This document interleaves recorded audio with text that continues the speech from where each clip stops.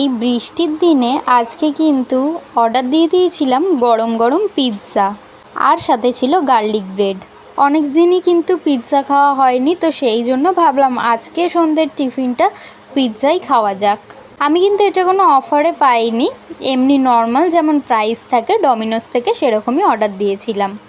আমার কিন্তু pizza garlic bread দুটোই খুব ভালো লাগে। তোমাদের কাদের কাদের পিৎজা ভালো লাগে অবশ্যই কমেন্টে জানিও, আর যাদের যাদের গার্লিক ব্রেড ভালো লাগে সেটাও আমাকে অবশ্যই কমেন্টে জানিও।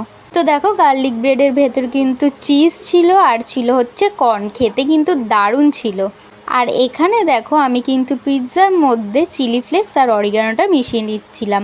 তোমরা দেখতেই পাচ্ছ কতটা চিকেন রয়েছে আর কর্ন রয়েছে, আর পুরো চিজে কিন্তু ওভারলোড ছিল, জানো তো। অনেকে ঘরেও খুব সুন্দর পিৎজা বানিয়ে খায়, আমার কিন্তু আবার বাড়ির তৈরি পিৎজা খেতে একদমই ভালো লাগে না। তো আজকের ভিডিওটা এই পর্যন্ত, চলো তাহলে আজকের মতো টাটা।